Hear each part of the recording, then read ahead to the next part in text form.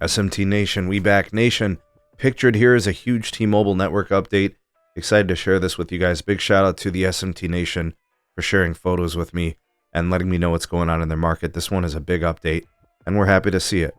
All right, so, shared with me is a pretty big upgrade here for T-Mobile. 5G UC, which most of you guys know as N41, the 2.5 gigahertz frequency, which is a big part of the network capacity. But what we sometimes forget about is T-Mobile does have DoD and C-band spectrum assets in some markets.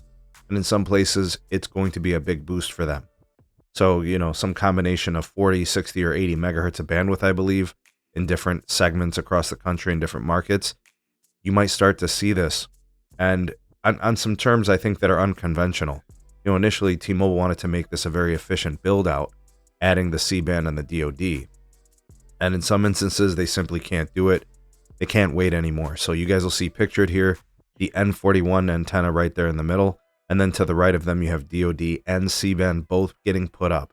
Now, the reason I say less than ideal is because this is going to be a very costly upgrade. You've got two separate antennas and radios, and that's going to impact the lease agreement and the cost and the rent on the site. Then, of course, just the power consumption and, having to install two different pieces of hardware. The ideal scenario is putting up a single dual band antenna radio combo, which provides both frequencies within the N77 band, 3.45 and 3.7. But I think this is a good indication that T-Mobile is still answering to the question of capacity on demand as needed. I guess in some places it just simply can't wait. So depending on what market you in, this I think was taken in Houston, in Texas. You might see this starting to happen across some parts of the country. And then once the dual band radio is available and T-Mobile can get that to scale, you'll start seeing it installed. And I think that's the ideal situation. This is not, the optimum situation for them. They'd prefer a single antenna and radio to simplify what's going up on these sites. Space restrictions, weight, costs, efficiencies and power consumption, all those things.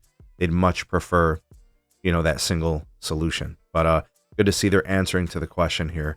And part of the problem with their network, right, is the fact that, this is something that they just have to do.